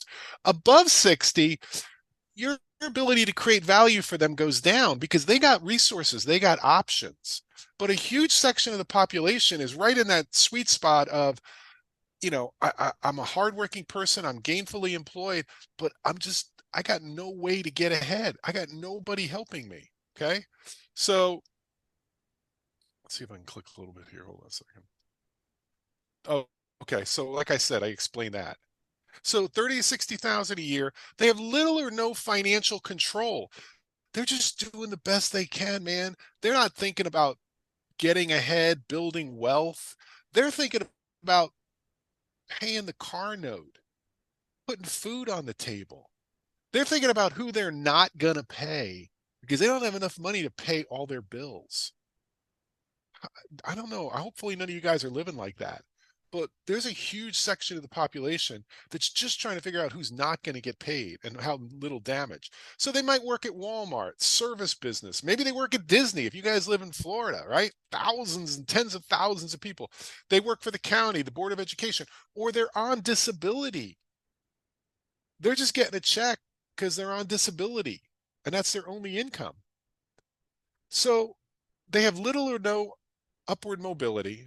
They're going to have bad credit. This is a funny thing. I've had people say, well, are you going to check my credit? And I'll go like, no, I already know you have crappy credit. If you're talking to me, you got crappy credit. Do you want me to check your credit? No. All my tenants have crappy credit. Unstable employment, right? They might be in the gig economy, but they got no resources. They live a transient lifestyle. They've moved out of houses in the middle of the night because they couldn't pay. My tenants will say they stay someplace. They don't live in a house, they stay there. You guys hear the language in that? That's transient, right? They live in the present, right? Again, it's like, how do I make it through the day? The past was miserable, right? They don't have a great past to draw from, and the future don't look so good. So it's like, man, how do I take care of today? How do I get through the end of the week? They're not looking 6 months in advance. And their friends and family are probably just like them. They have poor relationships. I tell a story. I've had people, and this is weird, but where they don't have the rent because the brother stole the money or a family member stole their money. And I'll be like, how does that happen? Right? Have you ever had your family members steal your money? Desperation, man. But they're human beings just like you and me. They're looking for stability. They're looking for they don't want to be like this, right? But they're struggling. And one of the things that helps them is some sort of stability in their houses because they're not getting evicted. How many people lose their rentals now because the landlord comes along and raises the rent by $400? $400, they don't have $400 more to pay the rent. They got to move out. Well, you're not going to be that person. Okay. And these folks are getting abused by the banks, the corporations, the landlords, the legal system. I give an example. If my tenants do have a bank account, they get a debit card. Well, they'll have $20 in their bank account and they'll go to an out of network ATM card and it'll cost them $3. If you and me, we probably never paid a fee on our ATM cards. But they don't know any better, right? They got $20 out, but three of it was a service fee. And so much of their take-home pay goes to housing, over 50% in many cases. A lot of my tenants, 50% or more of their take-home pay is going to housing. Again, they're struggling. And you can create huge value for those individuals. Just huge. Okay. So finding the deals, and this is, again, I'm just going to go through some stuff to make you think. 1,000 square foot, 3 bedrooms, 1 bath, 3 bedrooms, 2 bath. Mobile homes. Guys, mobile homes are the last bastion of affordable housing. There's a reason why Warren Buffett bought Clayton Homes a couple of years ago because he's no dummy. He knows what's going on. You want to buy houses that have mineral rehab. I love to buy houses that already have tenants in them from the previous owner. Think about it. If you have a tenant already in the house, what an asset. How much rework do you have to put into a house? How much rehab do you have to put into a house if you have a tenant that's paying market rent living in the house?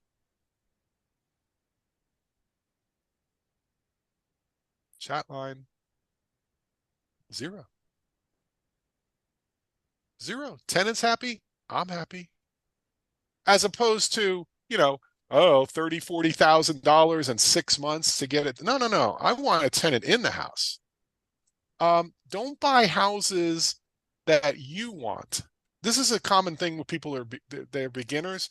Don't project your values onto a rental house because you're not living there, right? You want to know what's valuable to your tenants, not what's valuable to you. Okay, so I'll give you an example. I hate houses with dishwashers. Why? Because I never made an extra dime for a house with a dishwasher, but when a dishwasher breaks, the tenant needs me to fix it. Okay. So, nope, I don't want a dishwasher. Rents are not proportional to property prices. This is a huge one. Guys, when I'm talking about these little houses, if you were to buy a house for $30,000 that rents for $1,000 a month, if you bought a twice as expensive house, let's say for $60,000, you think it's going to rent for $2,000 a month? No way. It might rent for $1,200 a month, and there's less people that can afford that house. So you're always better off with two smaller houses because you're going to get more cash flow than one bigger house. Understand the neighborhood, taxes and insurance, dishwashers, disposals, gutters, pools, landscaping. You know what my biggest bugaboo is in houses? Ice makers. Good God, I have never met an ice maker that doesn't leak. You know the little plastic hose that goes from the back of the refrigerator to the wall? They're designed to leak. And they leak, and nobody knows about them leaking until the floor falls through. That's ice makers. I hate ice makers, okay? You might want to be buying properties out in the countryside, right? The wealth is outside the loop. If you've got a loop going around a city, even a small city, get out into the country, the unincorporated areas. That's where you're going to find your values, okay? And if you can buy anything after 1978, you're going to have, you're not going to have lead-based paint. You're not going to have circuit breaker problems. If you're buying like 1920s houses, you got to look at what it takes to rehab them and what might be wrong with them. Be careful, right? You don't want to buy a $30,000 house and put 30,000 in rehab. No, that's a $60,000 house. Don't kid yourself. Mhm. Okay, so anyway, creative acquisition strategies. We're talking about ways to buy it. You're going to learn, if you're working in our group, multiple ways to fund these deals. Okay, my favorite way is county foreclosures and tax deed auctions. Why do I like county foreclosures and tax deed auctions? Remember, I'm looking for a motivated seller. But in this case, I don't have to provide the motivation. I don't have to sweet talk the owner and tell him that his house isn't worth what he thinks it's worth. The county's foreclosing on him, the bank is foreclosing on him, or the county's going after the taxes. I'm providing a solution. The big bad county and the banks are the ones putting hurt on the people. I'm there to provide a solution. Do you see how easy that is? And wealth creation is created in illiquid markets.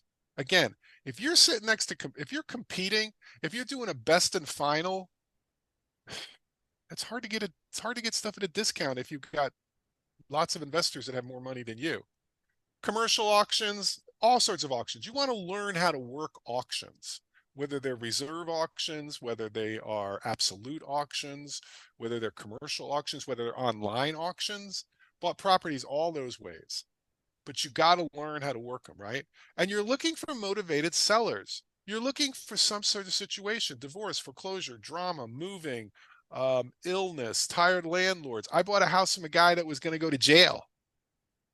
And he needed $10,000 because his lawyer said, if you don't pay me, you're going to go for 20 years. Hmm. And the guy was like, dude, I don't need this house. I need to pay this lawyer, right? So he can work a plea deal or something. And he sold me the house at a huge discount because he had to close quickly. He needed the money. Okay. Probate. People die every day. And the people that inherit the houses, the kids that inherit the houses, especially if they're out of town, they don't want the houses. What do they want? Money. They want the cash. And they're willing to take good deals. Okay. So lots of different ways. And we talk about this. I'm just trying to show you some of the ideas. A reserve auction versus an absolute auction. Absolute means whatever it sells for, it has to sell.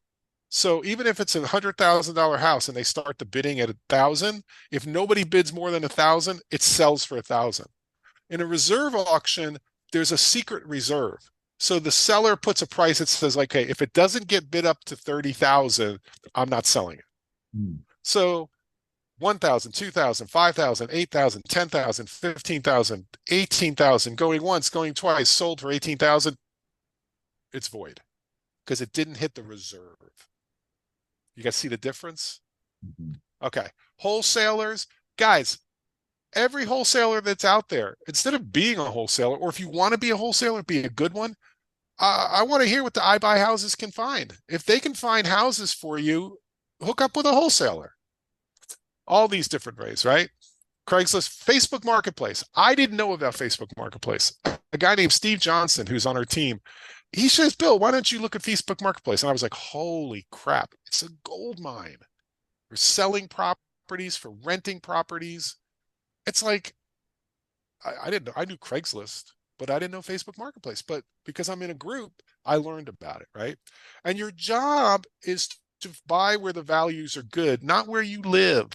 You might have to buy, like Umair lives in the DC area, right? There's probably like Western Virginia, maybe 100 Rural miles Virginia. away or 200 Yeah. miles away. Yep. That is totally different, right? Yeah, it is totally different. Right. And you guys are like, you city people are like, you've never been there. You've only seen it on TV. Well, get in the car and drive to some of these country areas and see what's going on in other areas where you live, right? Because we don't know what we don't know. Okay, let's see how what time is doing. Got 15 minutes. Got 15? Okay. How do you know where you're buying property in a landlord-friendly state? Well, find out what the rules are. Talk to property managers. Talk to an attorney, right? How, and that's the other thing you want to do. Look, I would never buy a property in Chicago. I've heard horror stories. I've heard that if you put somebody in a house in Chicago and it's cold out, you can't evict them. You can't evict them until it's like April. So these tenants play a game where they get into a house in October and they stop paying the rent, and the authorities will not evict them until it warms up. I don't want to be in that. I want to be in an area, Georgia, right? The saying in Georgia, especially outside Atlanta, because Atlanta is getting a little more crazy.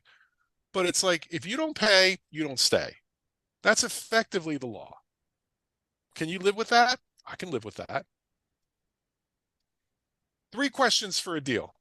And this is, again, you could do spreadsheets until your eyeballs fall out. And I did when I was younger in my career. I had spreadsheets that talked to spreadsheets, return on investment, ROI, cash on cash, all that other crap. And you know what? As you get older, you get simpler. How much of a discount can you buy the properties at?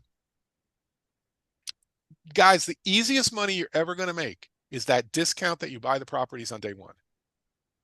By the way, the deeper the discount, the better the cash flow.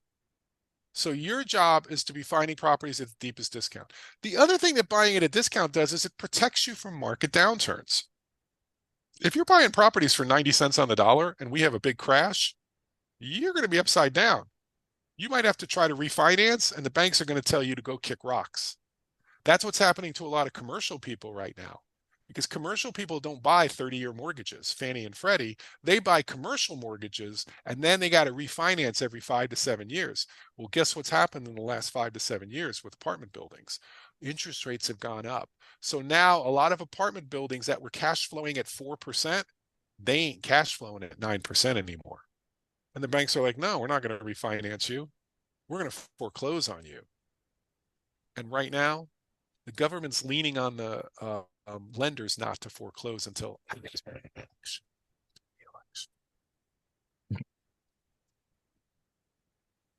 Okay, so if you're getting a huge discount, you've made it first through the first gate. Second was, how much cash flow will this property generate? So if somebody says, I've got a piece of land, you can buy an acre of land. It's worth $50,000. You can buy it for $20,000. Okay, so it makes it through the first gate. But how much cash flow will that land generate? Well, I don't know. Does it have a cell tower on it? Can I grow marijuana on it? What can I do with that property that's going to generate cash flow? Oh, nothing? Not interested. I don't want stuff that doesn't cash flow. And then the third thing is, if it makes it through those first two, and believe me, those are the two important things, ask yourself one question. Okay, why is this such a good deal and somebody else hasn't bought it? Right? Is there a reason I'm missing that this is such a good deal? And here's what you're going to find. When you're first starting out, you're going to think that there's people are smarter than you and you're missing something and you're not going to want to do the deal. As you get better at this, you're going to start realizing people are lazier than you. And it is a good deal. And everybody else just is missing it. And you're going to buy those deals. And you're going to go to the closing, and your real estate attorney or your real estate agent is going to say, if I would have known they would have taken that price, I would have offered it to them. And you're going to look at them and go, why didn't you? Why didn't you? Because talk is cheap, baby. Everybody's got crap. But it's making offers. Because when you make an offer, and I'm going off on a tangent here, when you make an offer, you don't know the motivation behind the seller. You don't know whether the seller's like, yeah, if I get the money I want for it, I'll sell it. Or I got to sell this because I need insulin. Or I got to sell this because my kid got in a car wreck and has to pay a judgment. Or I have to bail them out of jail. You don't know the motivation until you make an offer. And this is in our negotiation classes. And by the way, I got a quiz for you guys. Come on, chat line, everybody. What's the worst thing that can happen if you make an offer? What's the worst thing that the other party can say? That's the second worst thing. You know what the worst thing is? They say yes. What does that tell you? If you make an offer and somebody responds and says yes, yeah, you bid too high. You don't know how much money you just left on the table. Yeah. Think about it. If I was doing with Umair and I said, hey, Umair, I want to give you 50,000 for the house. And Umair can't wait to dive over the table and shake my hand. What does that tell me? Oh, crap. Right? So you got to be willing to make offers that hurt a little bit. The easiest money you're ever going to make is at the beginning of the deal. I'm trying to beat this into you guys. And look, I don't take my own advice sometimes. I've left money on the table. And I'm like, God, that was stupid. Right? But you learn. You learn. Okay? This is what I want you to start thinking like. Okay, I'm going to just real quick go through this. This is a house. Okay, so this is the house you're going to buy. This is the house that Umair is going to buy. You guys see the difference? See the difference? It's a huge difference. Okay, so this is for rent, but this is a rent to buy. Okay, now notice the house is different. You're going to get X applicants. Umair is going to get 10X applicants. Why? Because of the value proposition, right? So Umair is going to rent this house for $800 a month. Or no, you're going to rent it for $800 a month. Umair is going to get 7. You're going to get 800. You're going to get a premium because you created more value. Okay, I'm going to get rid of this thing here so I can show you this. You're going to get a deposit from your tenant, which you're going to have to give back more than likely. Umair is going to get a lease option fee. He's going to get an option fee of $3,000, which is his money on day one. Okay. You're going to probably put carpet and paint in because that's what you're taught to be done. That's what you're taught to do, right? Umair's not going to put any carpet or paint in. That's not what his tenants care about. Okay. And I got a saying for you. If my house has crappy carpet and I put brand new carpet in the house, what am I going to have in 6 months? Crappy carpet. Crappy carpet. So I already have crappy carpet and my tenants don't care. By the way, if they want to go rent a cleaner, clean it up, baby, right? Appliances. This is a big one. And I learned this late in my career. You're going to probably have to repair something because the last tenants trashed it, didn't take care of it, refrigerator, stove, washing machine, whatever. You're going to have your tenants buy their own appliances and they're going to happily do it. I learned this from a tenant. Again, I'm a student of my customer. And the tenant says, can I buy my own appliances? My wife would love appliances. And I'm like, yeah. And then you could take them with you if you move out. The guy's like, deal. You're going to be doing lots of little crappy repairs because there's going to be a landlord-tenant relationship, right? In this case, most of the repairs, you're not even going to hear about them. The tenant's either going to do the repair or they're just going to live with the situation. Paint. I've never in 15 years, I haven't painted the inside of a house. Tenants either paint it themselves or they're okay with it. You're probably going to have an eviction because you're not creating enough value because you're just a landlord and the tenant doesn't give a crap about you. So you're going to have lost rent, eviction fees, sheriff's crap, all that sort of thing. Here, you're going to learn to turn evictions into cash flow.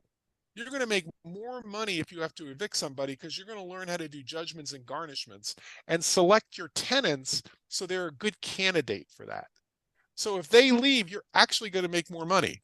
So under the old way, you're going to net $3,500, which on, what is it, $40,000? That's an 8.8% rate of return. Under this new way, you're going to make 31% on your money. But it gets better because if you got to borrow the money, this is at 8%, your interest on the money is $4,800. So your real cash flow is negative. You're losing money on this rental and you're wondering why you're struggling. You've got to come up with $1,300 a year out of your pocket so somebody else can live in your house. But on the other side, it's the same property, guys. You're making $6,900 a year. That's an infinite rate of return because you don't have any money in the deal. You've borrowed 100%. You guys see what's possible? So under the old way, how many of those deals can you do before you go broke? Not many, right? Under this new way, oh, by the way, is that a speculation or an investment? I don't know. That's a suicide mission. That's financial suicide, okay? But under the new way, how many of those deals do you want to do? As many as you can get your hands on, man. Unlimited. Right? Once you get the model down, you scale up. It's unlimited. Okay, so here's an example, just real quick. This is a trailer, 7,000, rehab's 1,000, rents for 600 a month. That's 100% a year on that trailer. You ever watch that website that starts with bigger and ends with pockets, and they talk about the 1% rule, which is 12% a year? Just saying. 15, bought it for 7,000, it's worth 53,000 in rehab, instant equity of $45,000 plus 100% a year on the money invested. Oh, this is an interesting one because I actually got the home for free. I bought the land and I learned something. The trailer was on the land and I got the trailer for free because there was not clear title. So I went through a legal process and I actually got the trailer for free. Did you know you can get trailers for free? I didn't know. Okay. And I put it in an IRA. So real quick, just look, mobile home parks are gold. There's 3 ways to do mobile homes that you're going to learn. One is you buy the house in somebody else's park. And the problem is you're dependent upon that park and the lot rent and everything else. In other words, you're totally at the mercy of the park owner.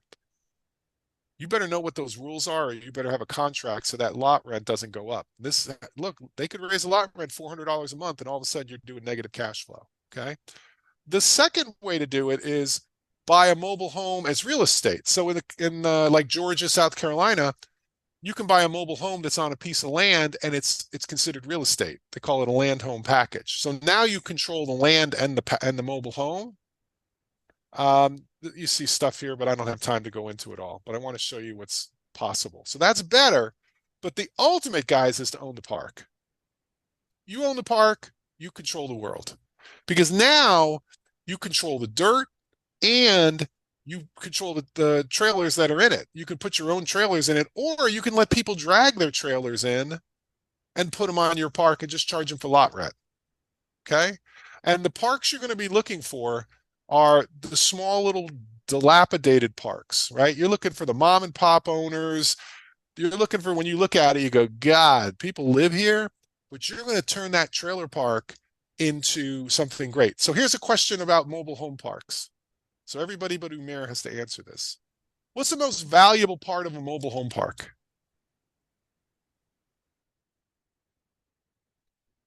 Not the land, not the park. Begins with a Z. What's the most valuable part of a mobile home park? The zoning.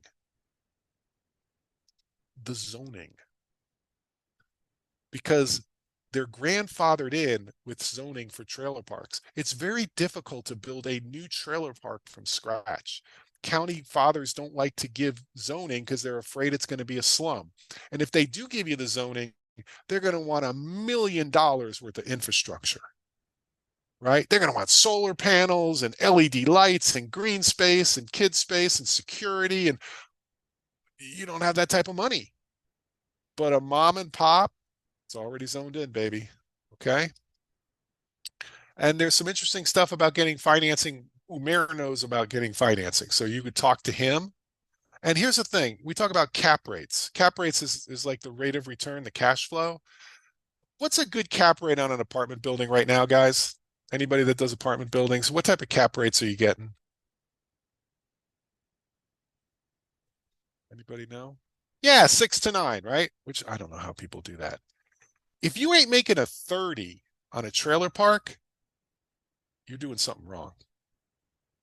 I don't need, Mayor, do you know what your cap rate is on your trailer parks? It's probably up above 30, probably Well, 40. I did a training. If you guys want me, I can send it to you how I bought my last mobile home park, how I got it for free, essentially, just by buying it. I got it for free and it's making 11 grand a month.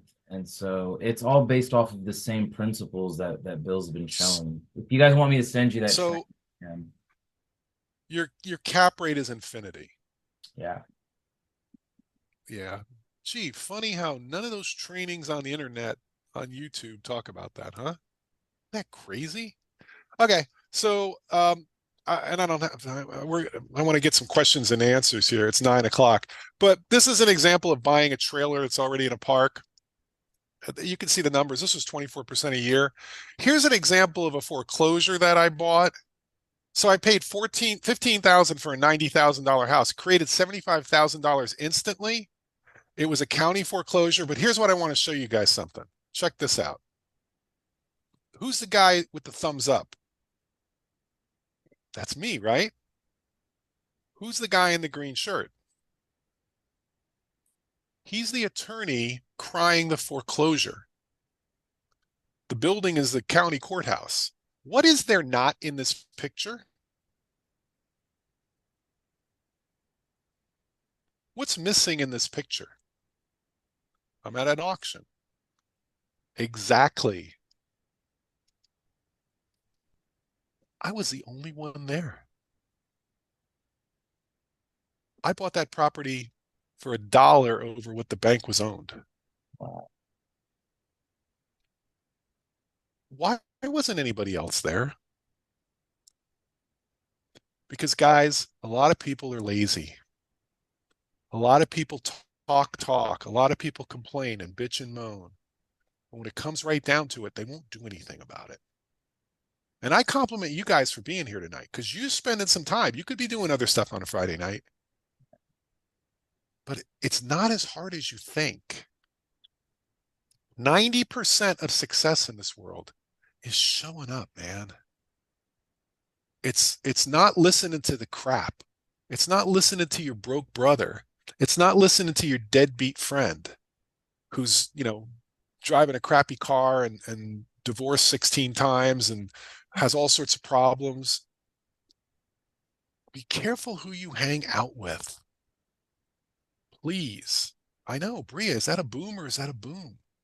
Be careful who you're taking advice from. I have a saying when people give me advice. If you're so smart, why aren't you rich? Is that good words to live by? Well, I'm I'd love not. to share, if just depending on when we close up, I can show you, I can share just some of the case studies that I've done under your wing. Sure, we'll do that. And I think I'm just going to go through this stuff really quick. And look, these are the people that ended up getting the house. Okay. Here's my high-tech marketing system. See that high-tech marketing system? I've had that sign for like 25 years. So I paid $2 for it. And it's falling apart and I just staple it onto the board. Okay. And this is raising funds. We don't have time for it. Here, I'll give you something for raising funds, guys. Grab a screenshot of this because I don't have time. It's a half an hour to do this. But you want to get this link because I do the whole thing. Grab that link. See that screen, that link? I know you got to type it out yourself. That's on the YouTube. I give that to people in our group. I've raised millions of dollars with that conversation. That's how I did my first five with no money out of pocket. Yeah. And Umeri used my little thing. Yeah. Thank you, by the way. Right? You're welcome. I hope you guys all use it. Okay. Oh, here's a quick one, and then I'm going to let Umair loose. This is a house Umair and I were looking at. This is over in South Carolina. Look at that house on the front. Is that look like something you'd want to live in? Be like, man, can you even live in that place? Check this out. That's what the inside look like. Check out the dance floors, man. See? Don't judge a book by its cover. That's a sweet deal, right? And I don't know what the latest numbers are, but when Umair had told me about the deal, he bought it for $18,000. It rents for $800 a month. It got $3,000 in an option fee, and the purchase price is $89,000. 18,000 minus 3 is 15,000. So he's got 15 to 90. That's 600%. Where else can you have a piece of property that is worth 6 times what an asset of anything that's worth 6 times what you paid for it? Oh, and by the way, cash flow is like a demon. You guys seeing what's possible? See my line there? But there's no houses like that available. Wine, wine, wine, wine. That was Everybody me. whines. That That was was you. That was me. That was me. I was like, dude, this is not freaking possible in the This, real world. this is not possible. This is a Yeah. scam. Everything's a scam. Okay, look, if you take my class, you're going to learn 21 different ways to create value for your tenants. This is just 20. There's other ways too, but these are ways that you can create value that your tenants don't even know about yet. Okay. And I'm just going to click through them just so you can see what's possible. And then you're going to help other people own houses. And what I do is whenever somebody buys a house, I have a little sign I give them and they hold it for me and we make a little poster of them. And you're going to get wealthy by helping other people. These people are living long. Their houses are worth like twice what they paid for them. They're living the American dream, man. And you know what? For every person that's bought a house from me, there's probably 4 people that walked away from the deal that weren't, I don't know, of the character to just do the right thing. Okay? So it's all about helping others, man. And your opportunity right now, while everybody else is playing with $500,000 houses and worried if they're going to be able to make the payment, I'm not saying you can't do it. I'm just saying there's a different way. Okay. So thank you for coming to this little thing. You can see some of the pictures there. And that's it. So we did good. We did Hey, Bill. almost 2 hours, right? Yeah. Hey, Yeah, what's up, Bill. Sharon? Yeah. Hey, I got a quick question for you. Yep. So I'm over here in Tallahassee, Florida, and I'm trying to get into homes. Exactly what you're, how you're talking about, like to get in. And a mentor over here, they look for more houses in appreciating neighborhoods. So they're like looking for 3-2s in neighborhoods they know that they're going to appreciate. And it sounds like your strategy is you'll get in a bad neighborhood as long as you get it for a low price and get and at least option it out. So look So at the difference. Do they have any control over the price of that house going forward? no, not at all. They think it's going to The thing, appreciate. yeah, right. They think, they hope, they wish, they dream. Do they have any control over their future when they say, well, it's going to appreciate? No. No. You're you're buying it and creating your wealth instantly. Mm, By the way, if my properties appreciate, while they get a 10% increase, my properties are going to increase 100%. By mm, creating the note. Well, no, not even creating the note, just the fact that you're buying the properties at a discount, so you're creating this huge leverage. Okay, that's not costing you any money. You guys, the easiest money you're ever when you're doing the thing with those other guys, ask them what when they're getting the crappy little houses that they don't want, right. and you want to hear about those, Yeah. right? And it might be a Sure. trailer on the Alabama border. Yeah. Yeah. They're like, we don't look at trailers. We don't look at anything that's are in Yeah, bad neighborhoods. We don't look at none of those. We pass Take all them those up. all. Take them all. take them all. Dude, let me show you. Let me just show you guys why. All right. So below me, and this is a little bit dated. This is from 2022. I've bought more, but this model has helped me create over $330,000 in annual passive income. Now this is revenue, right? I'll show you what I get to keep. But same business model that Bill just went through. Buy houses, execute lease options, be the bank, right? That's what we meant by being the bank. And then I take advantage of what I call the great migration. And so I just want to show you guys all, I'm going to skip through a lot of this, but these are all little houses, right? I bought this for 32 grand, collected 3 grand, and I seller financed it. So I became the bank. We call it Bank of America. Everyone's welcome. All fine. Bank of I like America that. will Bank of finance. America. And so I bought it for 32 and I'm holding the note for 69.9. It is a passive income machine. And so these are not sexy houses, but my tenants absolutely love me. I bought 8 houses together that I found. And this house I got with my last mobile home park. And I got it for You free. got the house for free, right? Got it for Yeah, free. It came with the mobile home park. free house, man.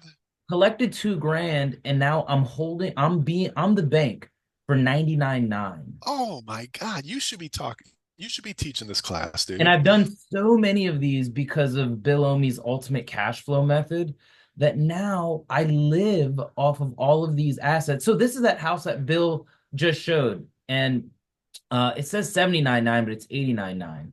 Bought it for Yep, 18. there. Yep. There's the same house that he showed. Um, so it's just been a really cool process. And so if you want to replace your paycheck and you want to learn a step-by-step process of doing this, we've got a process that you could follow. Even if you live in an area like Washington, D.C. or California, this is my best deal yet. I bought a mobile home on a large plot of land for $6,500. I collected a small option, but because remember what you showed earlier, Bill, about Zillow and the Zestimates? Yeah. My tenant looked at a Zestimate, and a Zestimate in the area was 150 to 160. So I sold this mobile home and the land for 150 grand. Okay, this is what's cool, guys. From a negotiation standpoint, you always want to ask your customer what they think the answer is first. So Umair says to the guy, well, what do you think this property's worth? And the guy says, well, I pulled up a Zillow estimate of 150. And Umair's trying not to bite his tongue because he would have taken 79. Right? Yes.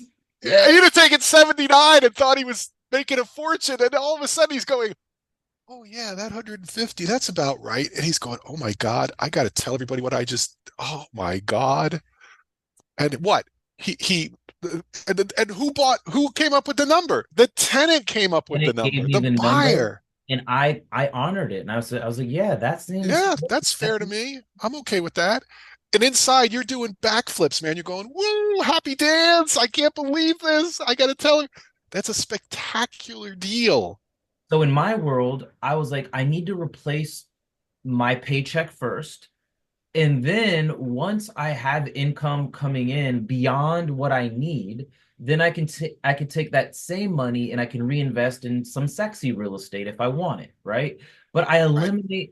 Bill taught me how to eliminate all the risk first, provide value to people that need it, replace your paycheck, and then do whatever the heck you want, right? That's Yep. living the dream life. And so Help other people do it. help other people do it. And Right. that's why And we so keep this together. if you look, Umair's doing better deals than me. So this is the way this works. Every person that does this model, they're going to get better and better at it. And when I see Umair doing something, I'm like, dude, you got to just show me what you just did because that's better than what I'm doing. And he'll be like, yeah, fine, I'll show you. Right? We're not competing. There's no competition. And we're Okay. It's actually collaboration.